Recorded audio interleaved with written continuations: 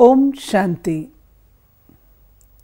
आज बाप दादा ने अपने साकार रूप के चले हुए महावाक्यों में हम बच्चों को समझदारी किस बात में है वो अनेक बातें बताई हैं।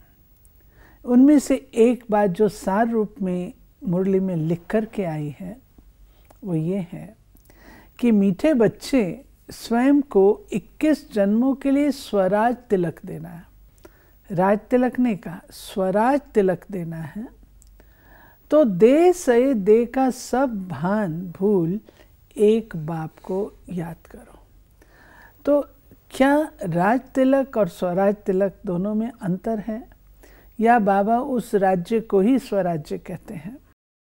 ऐसा है कि ये तो बाबा ने कहा हुआ है कि स्वराज्य अधिकारी स्वराज्य अधिकारी, और उसका अर्थ यही निकलता है कि अपने ऊपर जो राज करता है वही अन्यों पर राज्य कर सकता है, वही देश पर राज्य कर सकता है, वही विश्व पर राज्य करता है, डिपेंडिंग अपॉन कि कितना स्व पर राज्य है।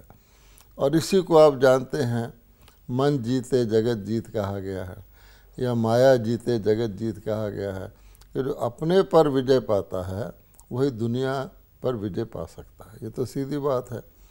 अब बाबा ने जो कहा 21 जन्मों के लिए स्वराज्य अधिकारी का तिलक। आम दुनिया में जो राजा होते हैं एक जन्म के लिए उनकी ताजपोशी होती है, तख्त मिलता है, तिलक लगता है, ताज लगता है। हमें जो बाबा बेहद का ज्ञान देते हैं, बेहद मीन्स 21 जन्मों के लिए, सतयुग से शुरू हो जाता है और त्रेता के अंत तक चलता है। अब स्वराज्य क्यों कहा? देखिए कि राजा रानी या महाराजा महारानी तो एक होंगे। सतयुग में भी एक टाइम पर एक महाराजा महारानी होंगे। दुनिया नहीं जानती, बाबा ने हमें बताया कि सतयुग में भी श्री लक्ष्मी श्री नारायण की 8 पीढ़ियाँ चलती हैं। दुनिया तो समझती सतयुग में लक्ष्मी नारायण पूरा हो गया। फिर त्रेता में भी श्री राम श्री सीता की 12 पीढ़ियाँ चलती हैं, लेकिन 8 हों या 12 हों उस हैं विश्व महाराजन दोनों, लेकिन एक होंगे ना महाराजा महारानी। अच्छा, लेकिन बाकी भी जो हैं उनकी जो प्रजा है सतयुग में 9 लाख है, त्रेता के अंत तक बहुत हो जाती है। वो प्रजा भी तो उस राज्य की मालिक की नहीं जाती ना। जैसे आज हर भारतवासी कहता है हम भारत पर हमारा राज है, विदेशियों का नहीं है।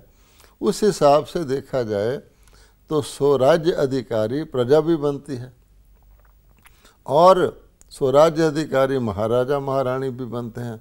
वो 100% बनते हैं, वो नंबर वाइज बनते हैं, प्योरिटी तो धारण करते हैं।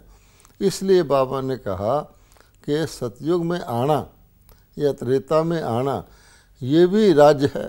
देखिए राजा रानी नहीं है, महाराजा महारानी नहीं, इसलिए स्वराज्य अधिकारी शब्द यूज किया गया। और उसके लिए बाबा ने जो पुरुषार्थ साथ में बताया कि दे सही दे के सब भान को भूल एक बाप को याद करो, उससे स्पष्ट होता है ये स्वराज। हाँ ठीक। फिर बाबा ने आज गरीब बच्चों की महिमा की है। बाबा कहते गरीब बच्चे मेरे बहुत सियाने हैं। क्यों सियाने हैं? क्योंकि जो उनके पास कणा दाना है उसको वे सफल कर लेते हैं। बाबा के शब्दों में है जो अपना ठिक्कर ठोबर कौड़ियाँ बाबा की सेवा में सफल कर 21 जन्मों के लिए अपना भाग्य जमा कर लेते हैं।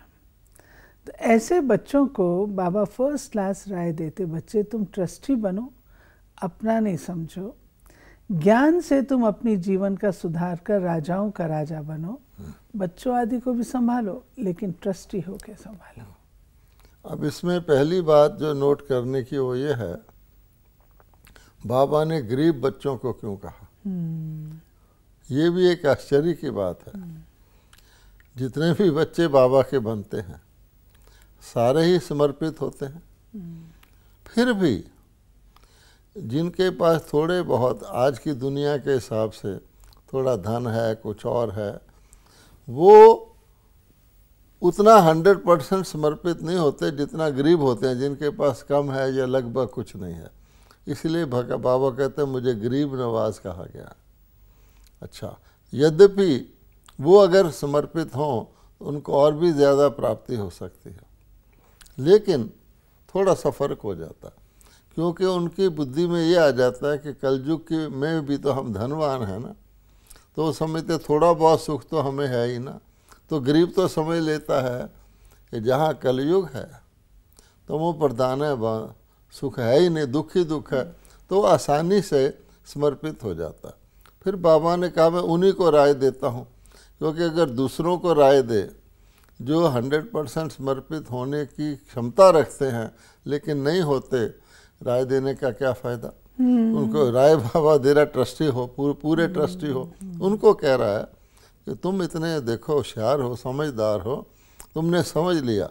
ऐसी भी माताएं बाबा के पास आती थी, बाबा मेरी एक ईंट लगवा देना। अब बाबा उनको कितना प्यार से देखता था, एक पोटली में दाल ले आती बांध के कि बाबा ये सुदामा के चावल, ये सुदामा के चावल हैं। तो बाबा कहता उनको मैं राय देता हूँ, क्योंकि वो इसको फॉलो कर सकते हैं 100%, कि तुम ट्रस्टी होकर रहो, भले गृहस्थ व्यवहार में रहो, तो तुम्हें पालना करनी है परिवार की, लेकिन 100% ट्रस्टी ये मेरा नहीं है, बाबा का। उसका फ़ायदा है, उनका मोह नष्ट होगा, अच्छी तरह संभाल करेंगे। ट्रस्टी जो होता है वो ज़्यादा संभाल करता है मालिक की बजाय। कोई आपका पड़ोसी आपको कह जाए कि ज़रा मैं जा रहा हूँ, मेरे पौधों को पानी दिलवा देना, आप अपने पौधों को बाद में दिलवाएंगे उसके पौधों, क्योंकि ट्रस्टी है। बाबा ने हम बच्चों को इतनी अच्छी समझ दी है, सारी जिम्मेवारी स्वयं ले लेते हैं और हमें बाबा निश्चिंत कर देते हैं। एक ट्रस्टी शब्द ही कितना परिवर्तन हमारे मन के अंदर ले आता है कि हर चीज़ के हम ट्रस्टी हैं, ये बाबा का है। आपकी बात से मुझे एक और बात ख्याल में आ रही है कि ट्रस्टी का मतलब ये तो है कि हम ट्रस्टी होकर संभालें, लेकिन किसके ट्रस्टी, हम किसको समर्पित कर रहे हैं। चाहे हमारी साधारण चीज़ भी है, भगवान को, तो अगर भगवान को समर्पित कर रहे हैं और हम न्यारे हो गए, मेरापन बीच में नहीं लाए, तो सबसे अच्छी संभाल कौन कर सकता है, और सबसे अच्छा रिटर्न भी कौन दे सकता है, परमात्मा। इसका फिर डबल लाभ दिखाई देता है। बाबा कहते हैं कि मैं तुम बच्चों को समझ देता हूँ, समझ, मेरी समझ का नाम है श्रीमत। और श्रीमत क्या देता हूँ, तुमको महामंत्र देता हूँ, जिससे तुम तकदीर जो जगा के आए हो, तुम्हारी तकदीर जगी रहे सदा, उसके लिए तुमको महामंत्र देता हूँ। कौन सा? मनमना भाव। फिर बाबा कहते मेरे महामंत्र की विशेषता है कि ये मंत्र तुमको सद्गुरु सत मंत्र देता है, और एक ही है देने वाला, दूसरा कोई नहीं है। और उसके साथ साथ एक चीज़ और ऐड करता हूँ, मन मना भव, अर्थात मुझे याद करो, लेकिन एक कंडीशन और लगाता है कि माम एकम याद करो, केवल मुझ एक को। और उसके लिए साथ साथ सर्व धर्म दे के धर्मों का त्याग करो, उनको भूलो, बाबा ये भी कहता है।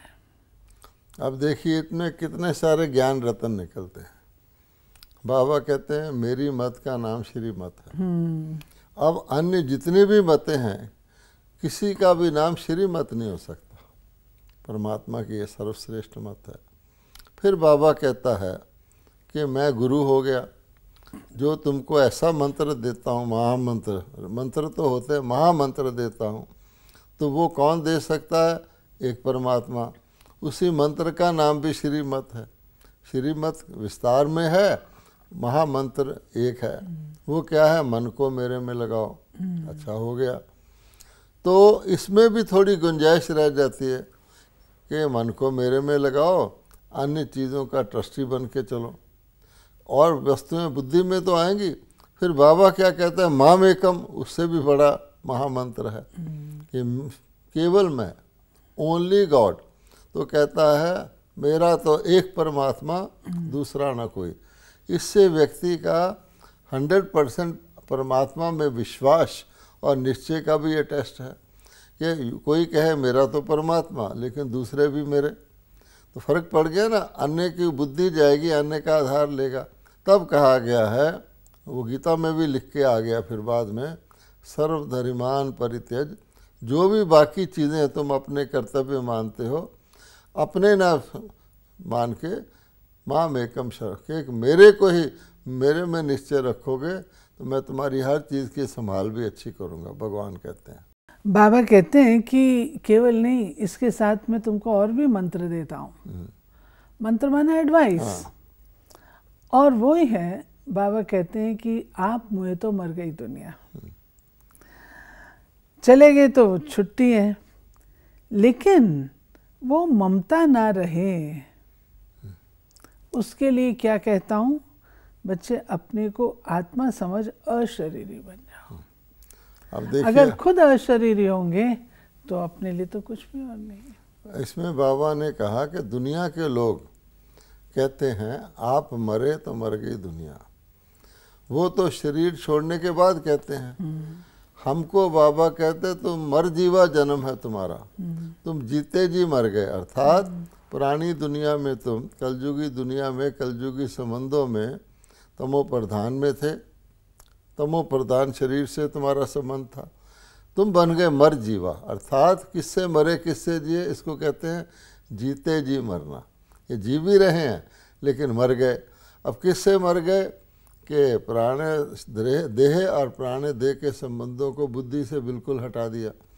तब बाबा कहता है कि जैसे दुनिया में मर जाता है कोई तो कहते हैं मेरे लिए तो हो गई प्रलय, मर गई दुनिया, तो तुमको क्योंकि हम जीते जी हैं तो कहीं ऐसा ना हो अभी मरे कल को फिर पुरानी दुनिया याद आ जाए, इसलिए बाबा कहता है जीते जी मरो। फिर एक और नई बात जो कि हम ब्राह्मणों को ही पता है, और वो है आस्तिक और नास्तिक की। बाबा कहते हैं मेरे हिसाब से आस्तिक वे हैं जो स्वयं को आत्मा समझते हैं और मुझ पिता को याद करते हैं, और नास्तिक हैं जिनको ज्ञान ही नहीं है।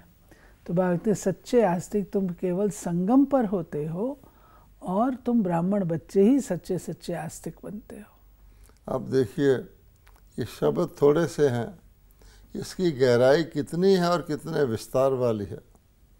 दुनिया में जो परमात्मा को मानता है वो आस्तिक, जो परमात्मा के अस्तित्व को नहीं मानता वो नास्तिक।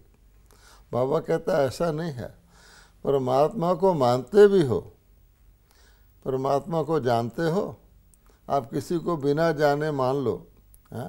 हो सकता है कोई कुमारी कन्या कहे मैंने अपना पति को मान लिया, अब किसको पति मान लिया, तो जैसे कि अज्ञानता हो गई ना, पति का नाम नहीं पता, रूप नहीं पता, सगाई नहीं हुई, कैसे मान लिया।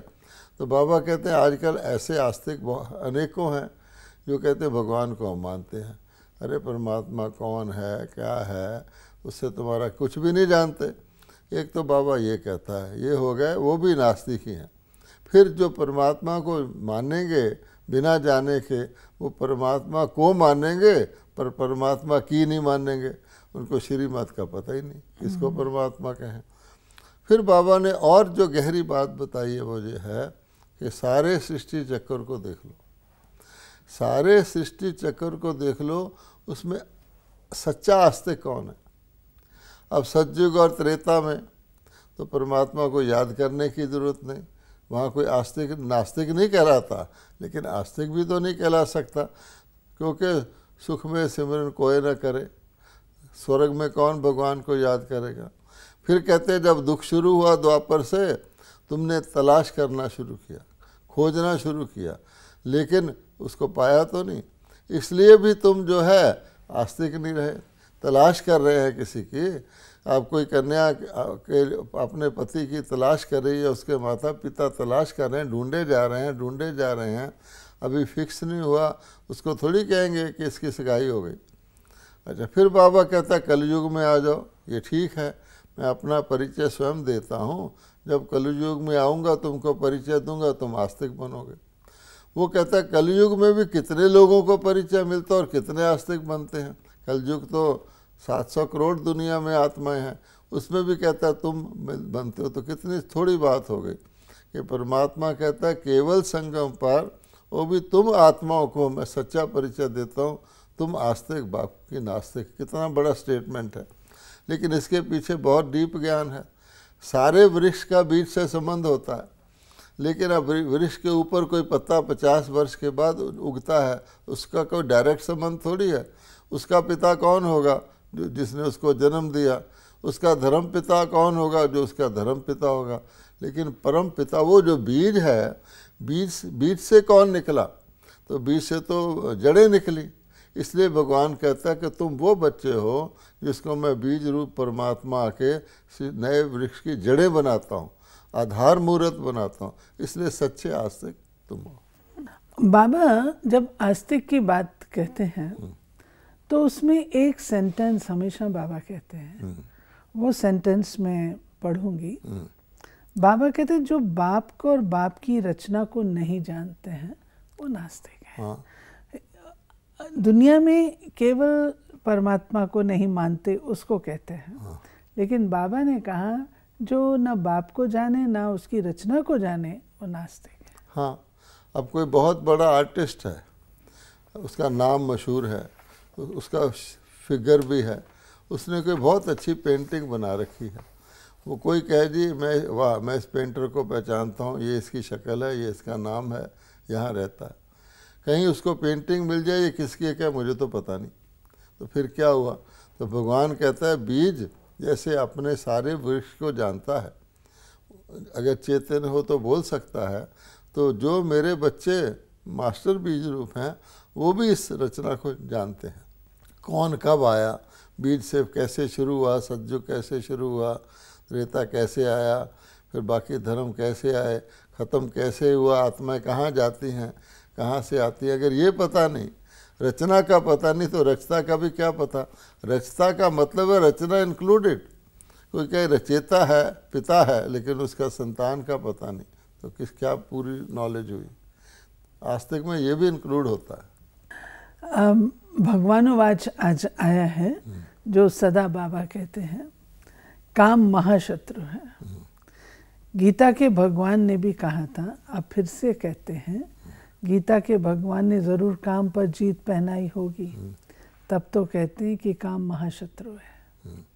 अब देखो भगवान कहता है सबसे बड़ा शत्रु पांचों विकारों में जो व्यक्ति के चरित्र का पतन करता है, जो आत्मा का पतन करता है, जिससे हम पावन से पतित नाम हमारा पड़ जाता है, देवता पूज्य से पुजारी हो जाते हैं, वो है काम विकार।